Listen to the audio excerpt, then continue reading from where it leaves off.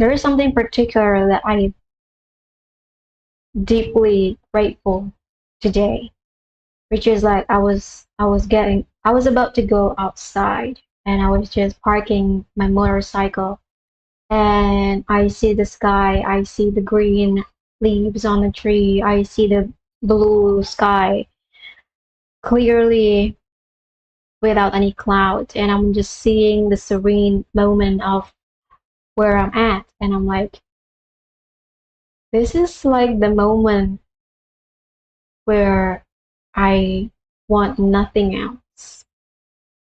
There is nothing that I want in this life, which is like something that I struggle throughout my life because I'm just not that person who has greed. I don't particularly care for the money, nor for the experience, nor whatever that is. So my biggest struggle is always like grounding myself in the human experience, but at the same time, I am living such a simple life. I don't really need anything. I don't really want anything. I'm just here, present in my own awareness. And I think that's why, like, most of the time, I don't really have any inner thought when I'm completely, like, my base need is fulfilled in every way. And I'm just like, I don't have that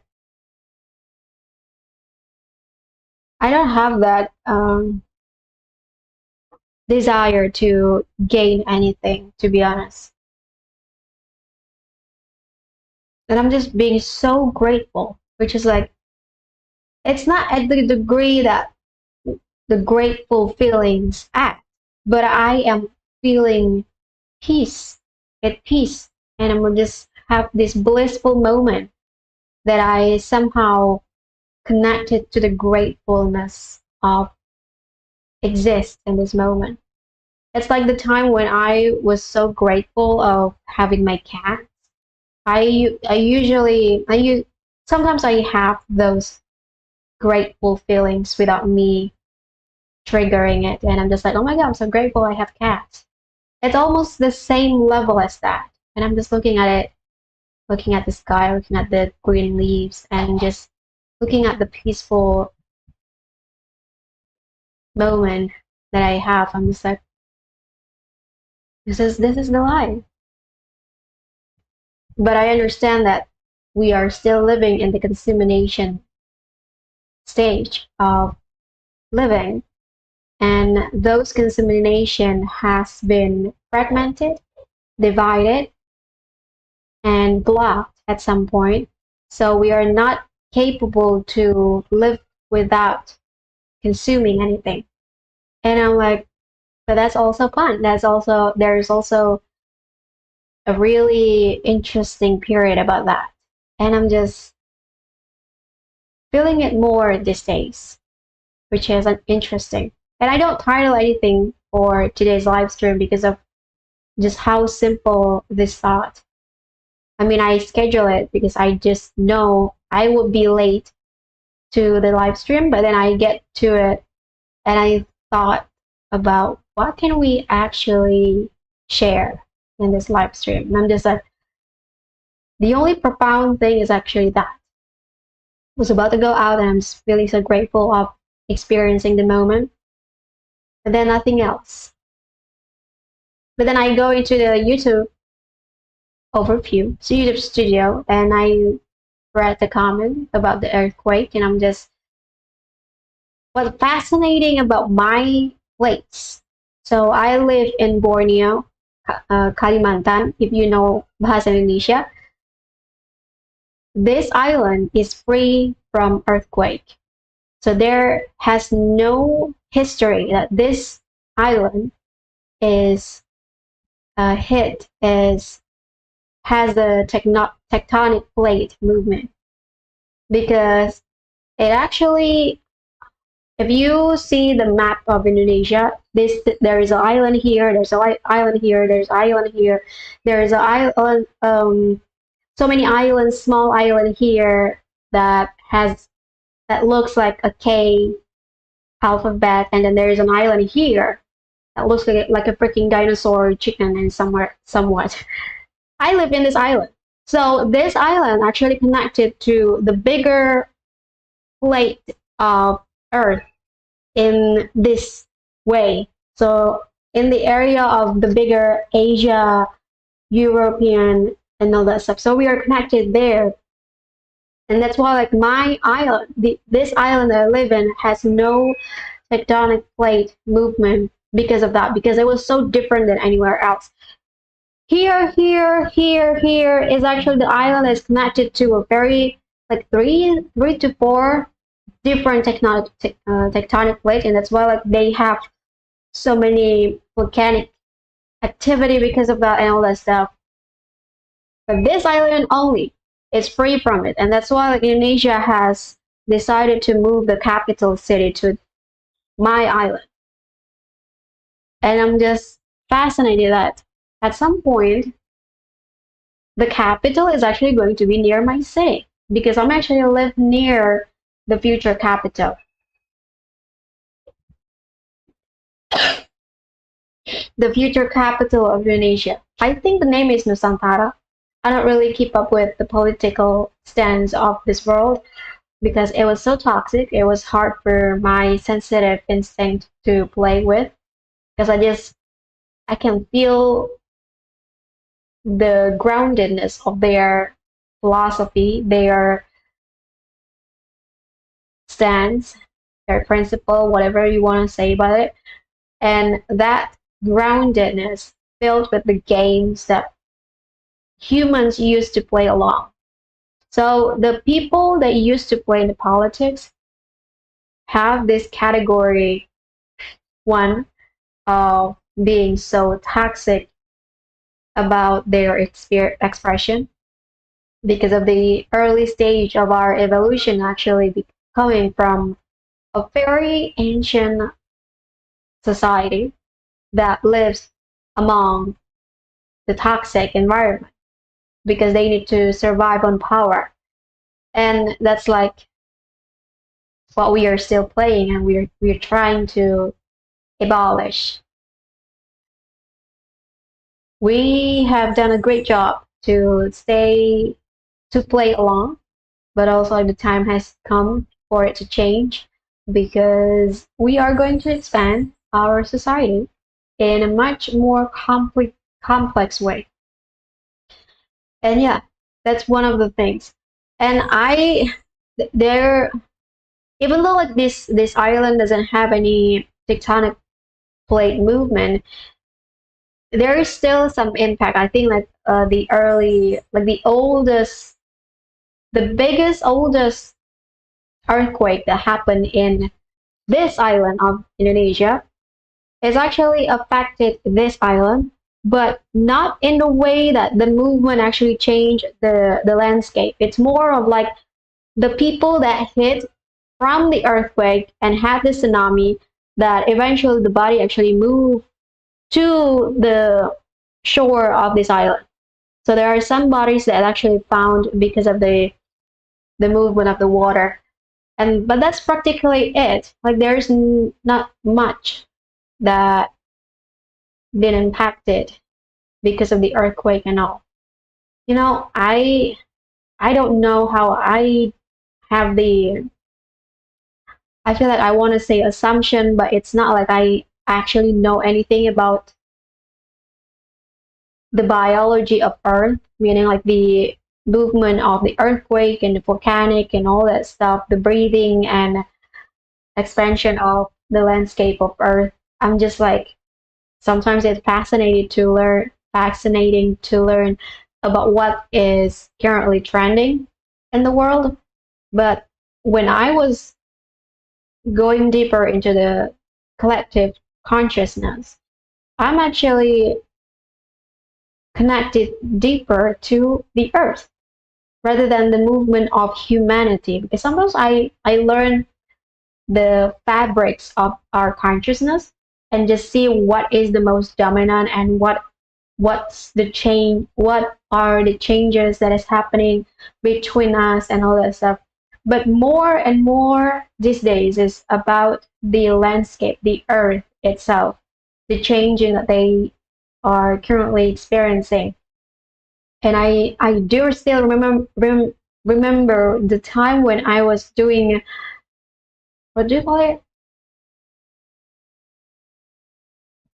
channeling, and I have the inkling to say the deep ocean there is a break point that's going to happen. That is happening and keep happening along the way. And I don't remember what I said in the channeling, but I say something along like that. The land is changing. I don't know. I don't remember. I actually say it in a lot more shorter words. I just don't remember what I said. And in that channeling, I actually said something. The earth is changing. The landscape is breaking apart. And after channeling, I actually connected the dots that it's possible that the society under the ocean is actually coming on the surface, and that's why like the alien is coming strong with the idea that we are here, we exist, you guys need to learn about us. And that's why like more and more files and evidence and proof released to the public. Maybe that's why. I also don't know why they actually released the files in the first place, but there are many people out there in the spiritual community who actually say, especially Bishar, that said they are actually being forced to release the files because if the government doesn't do anything about it, then the alien itself is going to actually release the files. And they're going to let themselves known to the public. But there's also like the secret society is divided into some of the good society and the really, really terrible society. Now, I know there is this guy, I don't remember his name, but he actually connected to the secret society that is actually a good people. And this society has been working behind the scene for quite a while and has been infiltrating the known system as the government that we have right now to be working in in alignment with what they have set, their agenda is.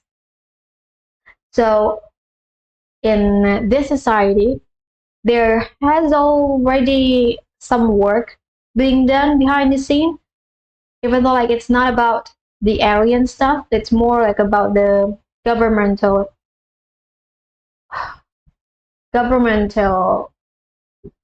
alignment.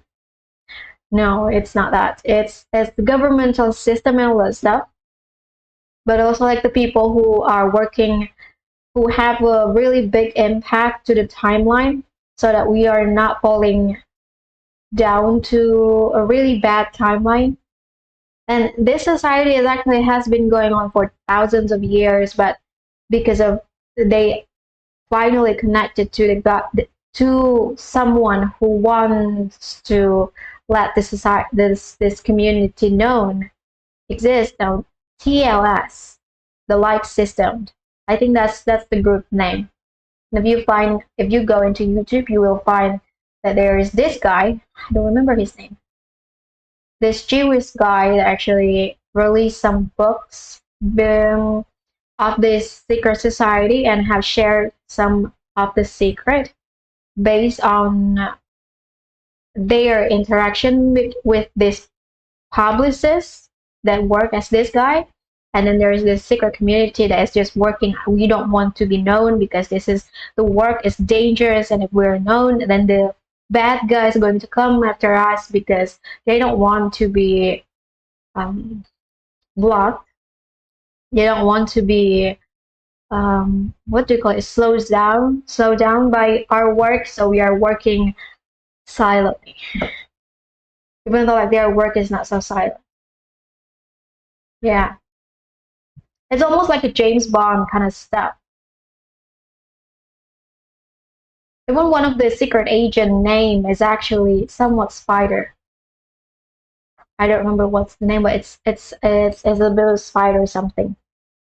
So yeah, and this is the world that we are living, and it just been something that I don't want to be part of, but I come to know that I have a really specific type of resonance, and I am someone who cannot be infiltrated. That's the first thing, is that I'm just too sensitive to be infiltrated by this toxic stuff. Talking about complex, really toxic stuff, sex is actually really in that category. Even though like, I always like struggle to understand why we have AIDS. It's weird for people to have AIDS to begin with, and I try to understand why do we have that. And then like a couple days or maybe like weeks ago, I stumbled into this girl video who talks about sex, sexual preference, the sexual kind of like sexual type thing. And she talks about we actually a polymer poly like we are not supposed to be having a sexual interaction with just one person. And monogamy, it's not the type of society that we are. Polymorphs. Either you have one girl with many guys or one guy with many girls. It is possible that that is our natural state. Now, the thing about being monogamous, it's kind of like what do you call it? It's kind of like a really novel idea that we are living with only one person. I mean, this world right now is not supporting the kind of polyamorous relationship that the human needs. But at the same time, we have been living under the monogamy system, and that's why like going into the natural state, it's so weird. But I feel because it's also like part of why many people are attracted to others and they're trying to work under the religion stuff. I mean, like, I wonder, like, how deep are we in the darkness that we are straying away from our natural state? Healing is endless. Healing is an absolute natural step of the base of our system. So if we are capable of healing cancer without any help, now we are capable of doing that. Now AIDS is something that is still out of the order. Whenever I look at the virus when someone have AIDS, I'm just like, you know that when someone have a disease, it's easy to rearrange. But AIDS has this weird anatomy of movement that I'm just like, I can't really arrange it to a degree where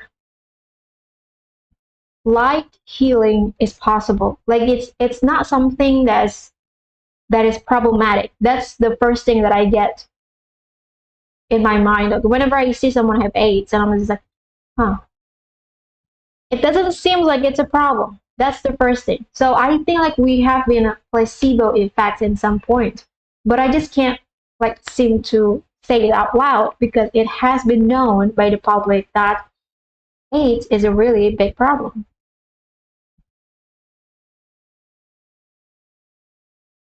But there is no other species on Earth that actually have the problem that we have. You understand that?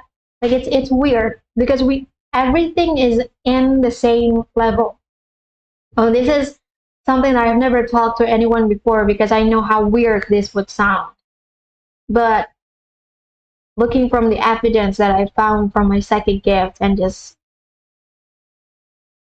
the evidence that I found along in the internet. I'm just like, this can't be true.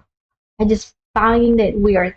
And why I'm so deep in this because my mom is actually a government employee in the health department that is actually used to work in this particular um, area.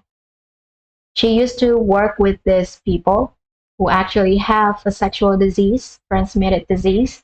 And I used to see pages of reports because I just visited my mom's office and I read and I was shown by her colleague and was like, hey, this is the people who actually have this kind of STDs and I'm just like, doesn't look good.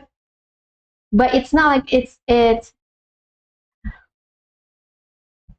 not like it you cannot heal this.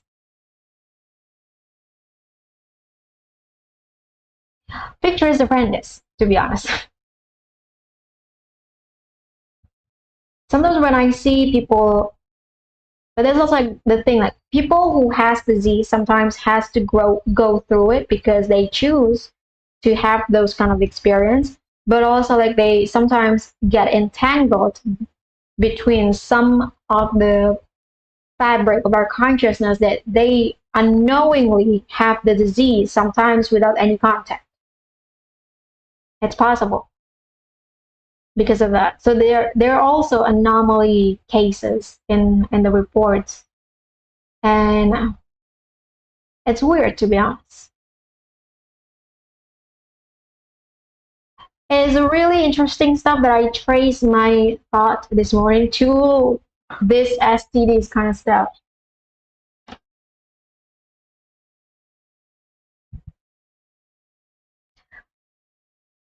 I'm literally waiting for humanity to regain their healing ability because then also I watched another Bashar interview and they say like before 2030 the genetic healing agenda will actually come on board, meaning that every genetic disease that we have will be healed over time because of the agenda that is going to go to moving forward by the 2030.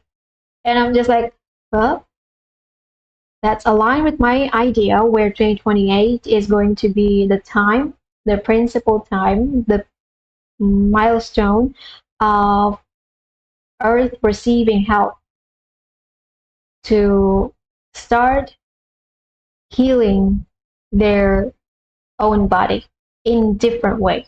So I'm not saying it in a particular genetic or maybe like cancer or maybe like STDs, whatever it is. I'm just saying that the beginning of our work to a greater balance is actually starting in 2028. Because that's how I that's the message that I receive whenever I tap into the quantum.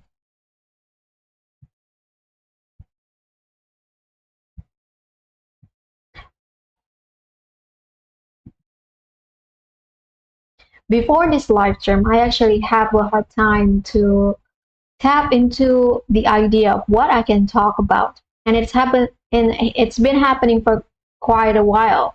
I just don't have any thought about what could be interesting or important to be shared here.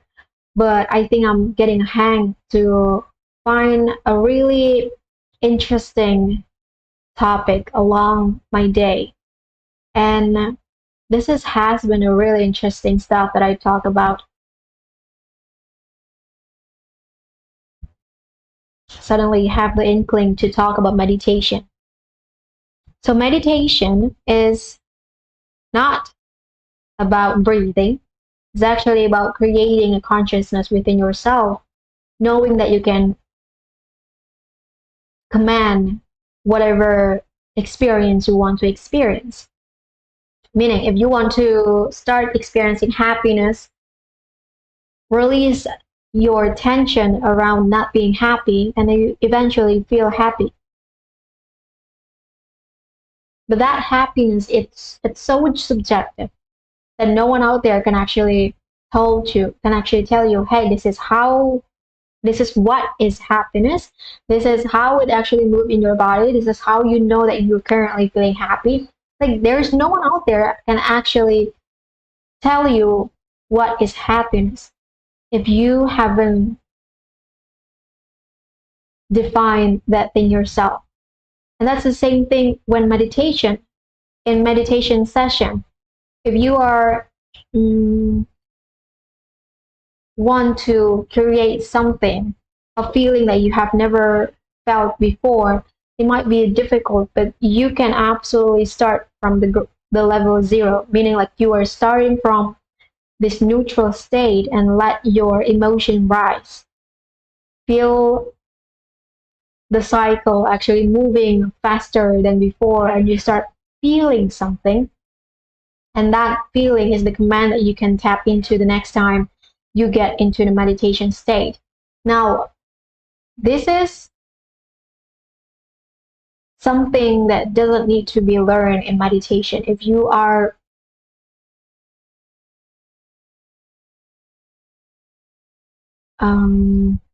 blessed, if you are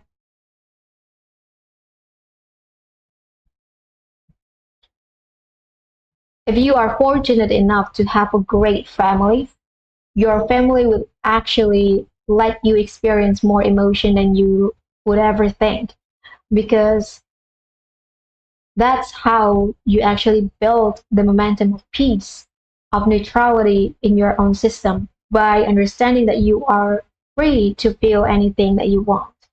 Now, many of us are not blessed, are not fortunate, unfortunately, with the family stuff. Unfortunate with the family stuff, and I was one of those people. But I also have a different blessing in my system, which is I am just so original. I'm so independent, and but that also has its limit, because I don't have the capacity of emotion, how to feel my own emotion. So that's one of the things. But I know how to feel the higher emotion. So that's the different stuff.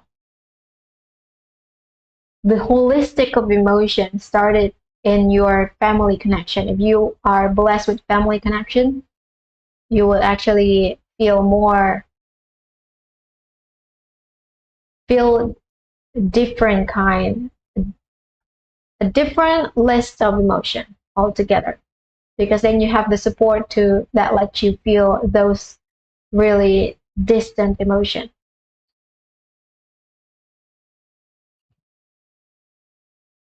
Do we want to actually talk about something else, or do you actually want to leave some message for the ones who actually hear this?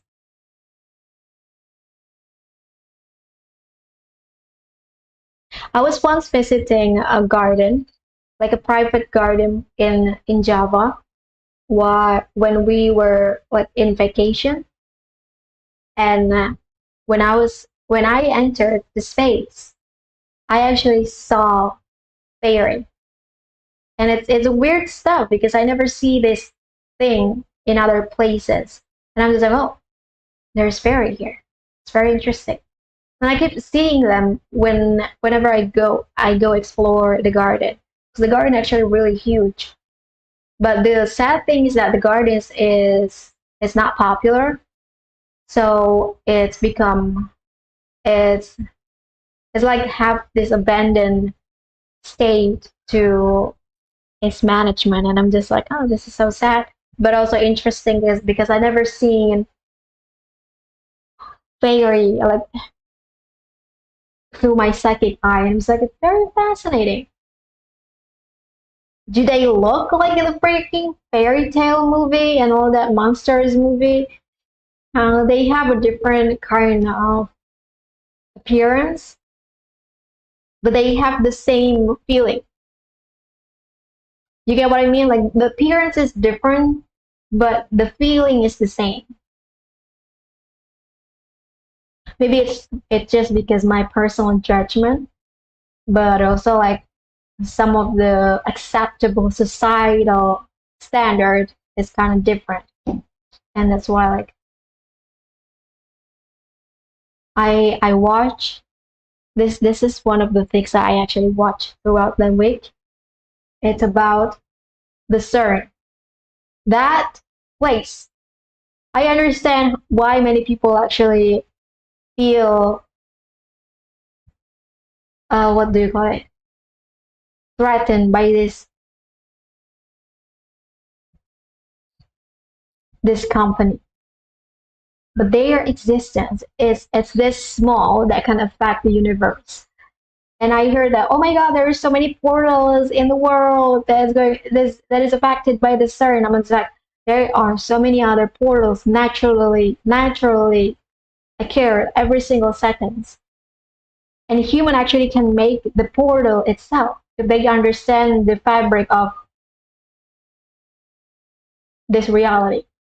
Like you can make a portal right now. I'm just like, I don't understand why this is such a huge deal. I just like looking at it. Oh my god, this is so cute.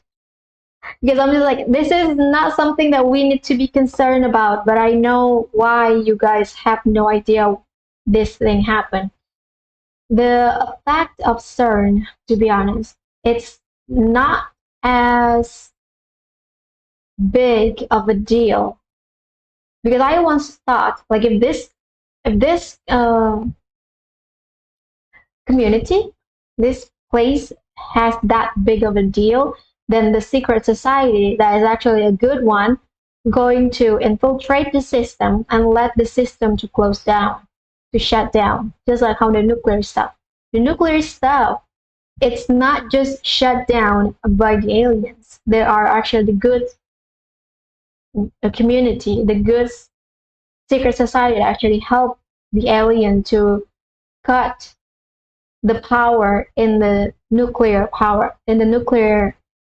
plant. I'm just like, CERN is not that big. Nuclear is. So I just find it fascinating because we don't even know the bigger universe yet.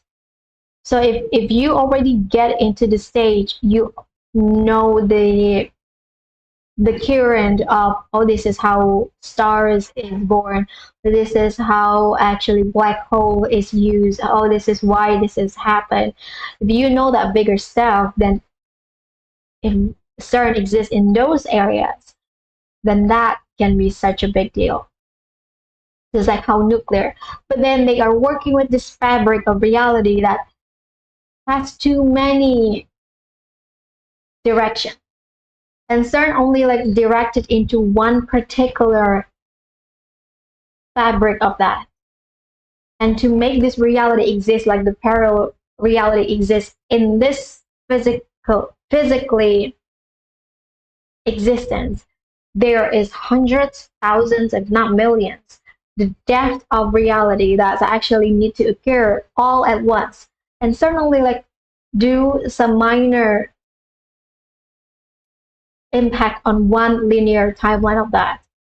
That compared to the density of this reality is like nothing. So I don't get it why people are so fascinated, are so surprised, are so overwhelmed by the idea of CERN. But yeah, you can be. I understand that.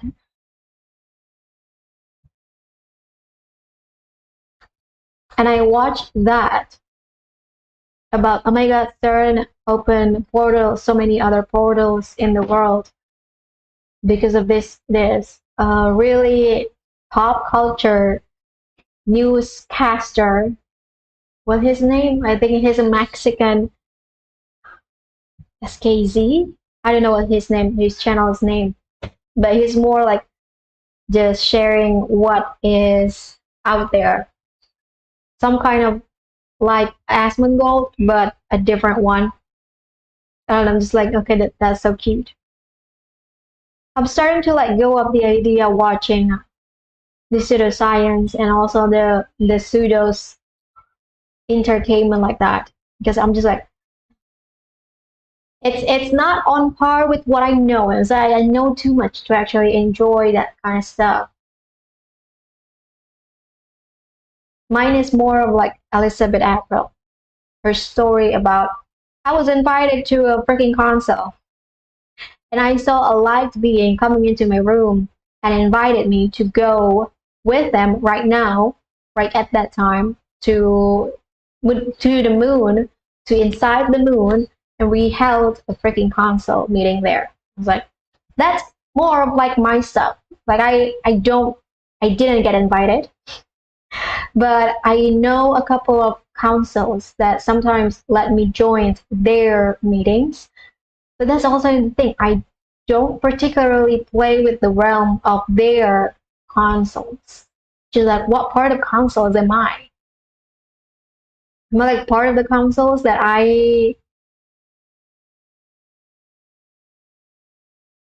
is so small but actually have a huge impact? But that's also not the case. And even in the spiritual community, I'm like such an alien because I don't actually have a meeting with anyone.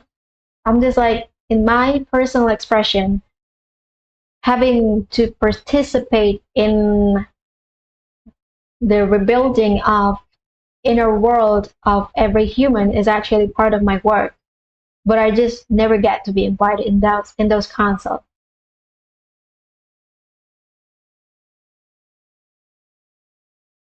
It's weird. The only alien meetings I had is actually one of those dreams and also in one of my meditation. And that's it. There is no contact with me besides like my inner soul just speak to this kind of work, which is like one of the things that I used to feel scared about because I don't know, I feel imposter about my story because it's not natural. It's unnatural for me to have this kind of mission to begin with because none of my of people I know actually work in this kind of realm. I'm alone for the whole time of my journey until the internet coming along and I found the YouTube and then I found these people actually talking about we actually have a mission and we are here as a white worker to improve the humanity state to such a degree where they eventually can exist harmoniously. Like there are those people in this spiritual community that actually work along that idea. And I'm part of that idea.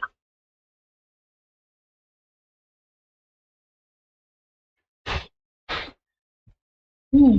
It's been a lonely journey, but it's not like haven't I'm not choosing the loneliness path in this mission. Like I have been okay with being alone, but at the same time, I just don't know who I can trust with my mission, with my vision about this. Because it's so different for every people, every light worker that I meet.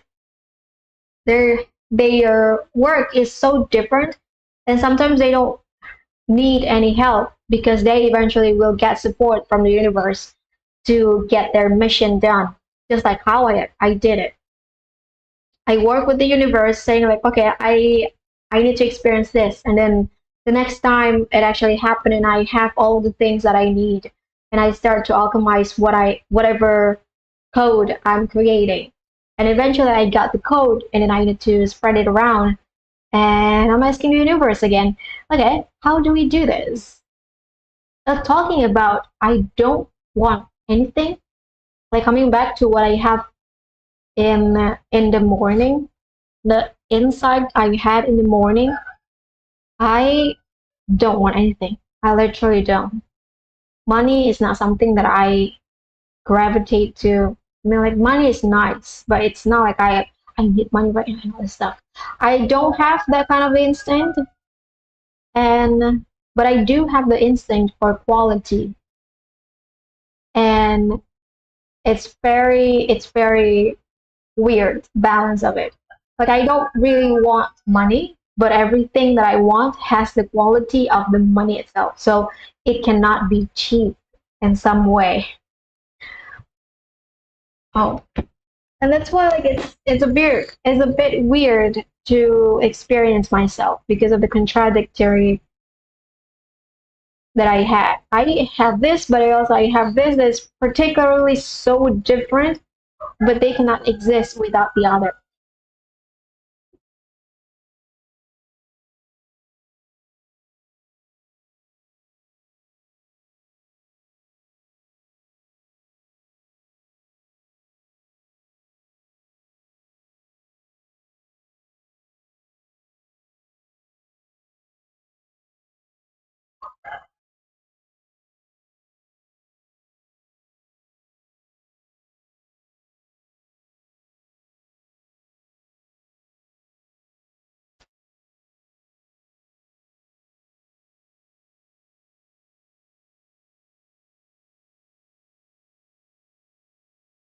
I don't know if I have told you about this. I was one commenting under, oh my God, I forgot the name of the guy. So one of the spiritual master in the spiritual community and figure, not master, spiritual figure in the community. And I said, I live in the fourth dimensional, but my guide is actually in the sixth dimension. And sometimes when I tap into my guide's realm, it's more of like this is Earth, and then there is another bubble that exists beyond it. And that's where I tap into it, and that's why I usually said my guide's actually in the sixth dimension. It doesn't exist here, but sometimes I can tap them from here. And I feel like that's why whenever I tap into their higher consciousness, I don't tap into the alien one. I don't tap into the spirit one. It's more like a bigger physical realm outside of this fabric. It's a weird experience. And I just did when I was staring at that place.